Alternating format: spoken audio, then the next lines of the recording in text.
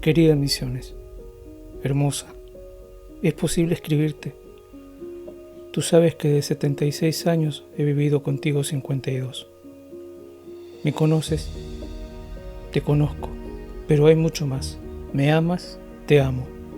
¿De cuántos peligros me salvó Dios dentro de tu maravilloso seno misionero? Te doy gracias, te amo. Sí, querida, aún te quiero como el primer día.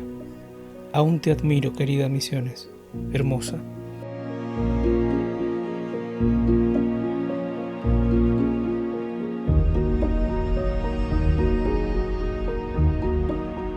Yo estudié en Buenos Aires el profesorado y la licenciatura en Historia, y cuando decidí regresar a Misiones me quedó muy presente una enseñanza de una de las profesoras que decía que el historiador tiene que trabajar donde están las fuentes, que si uno quiere hacer historia moderna europea tiene que ir a Europa y trabajar ahí. Si uno está en otro lado hay que hacer con las fuentes que uno tenga.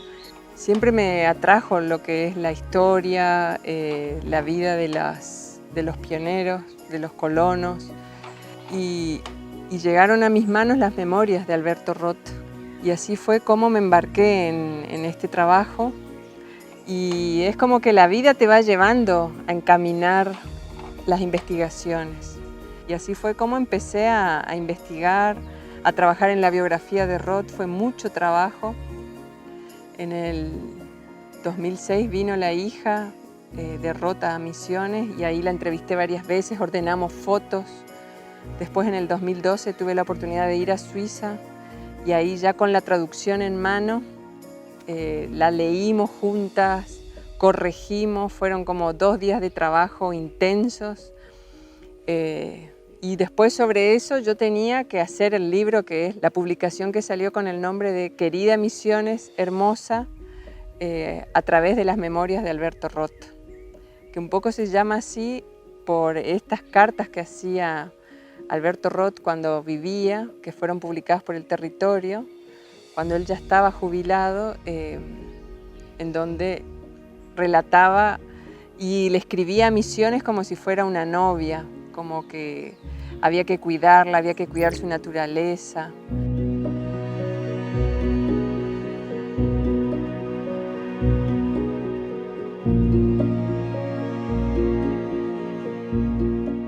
La cosmovisión que por ahí se tiene de las personas y el bagaje, yo diría, sociocultural, impacta en el ambiente, porque la migración suiza que vino, sobre todo la década del 20, vinieron muchos pensando en ser productores de yerba mate. Ellos estudiaron en la ETH, que es la Politécnica de Zúrich, la traducción en castellano sería, que es una de las universidades más renombradas de Suiza. Ahí estudió Einstein, por ejemplo.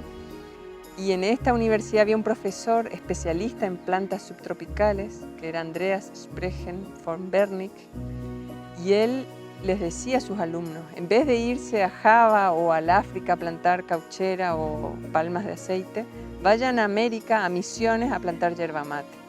Y realmente también esa es una beta, por ejemplo, para estudiar el intercambio que había de correspondencia entre este profesor y sus alumnos. Una parte vino acá a Santo Pipó y otra parte fue a Puerto Esperanza. Por un lado, yo creo que en ese momento la transformación que se fue dando en Misiones de una economía extractiva, donde los yerbales naturales ya estaban agotados, estaban llegando a su fin. Pensemos que Misiones se federaliza en 1881 y que hasta 1920 regía todo un protocolo de extracción de la yerba natural. Y como esto se estaba agotando, coincide más o menos que otro suizo, que era Julio Ulises Martén, que primero fue a Paraguay y después viene a San Ignacio en 1902, con otros suizos como Alain, de Copet, ellos van a empezar a hacer cultivos extensivos de yerba. Y en el 20, cuando vienen estos otros suizos, que además vienen con capitales, hacen realmente plantaciones de 100, de 50 hectáreas, o sea, Santo Pipó, el loteo de Santo Pipó es de 100 hectáreas. a diferencia de muchos otros loteos privados que se hicieron también en la época, que eran de 25 a 30 hectáreas como mucho. Es decir, acá fue pensado en una economía mucho más fuerte, industrializada, y es así como surge, por ejemplo, la primer cooperativa de productores de yerba mate, que es la que actualmente comercializa la yerba piporé. Ellos se unen para secar en conjunto la yerba. O sea, para los suizos lo normal era trabajar en conjunto.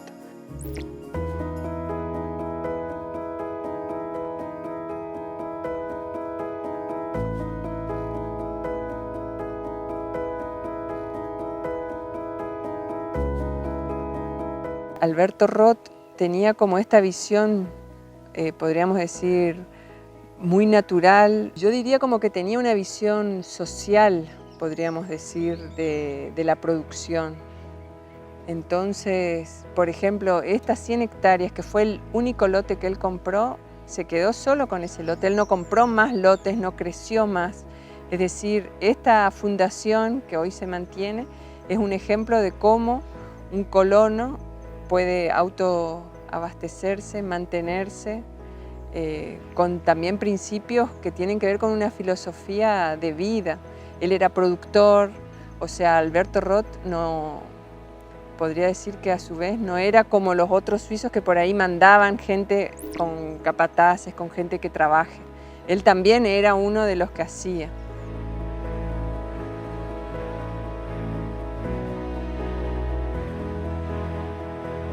Él realmente era un conservacionista del suelo, pero a su vez era un conservacionista, y esto yo lo destaco, en donde él hablaba del humus. Y el humus, que los hombres también lo tenemos porque forma parte de la esencia, podríamos decirlo, tiene que ver con ese cultivarse. Cuando uno cultiva el humus, tenemos la producción, la agricultura. Y con el hombre, cuando el hombre se cultiva, se enriquece, también como que la cultura crece. Y eso él siempre lo decía. Y a mí es siempre que yo investigo un tema, aprendo del tema que estoy investigando, y es lo que más me gusta. Yo realmente de Alberto Roth aprendí muchas cosas y sigo aprendiendo.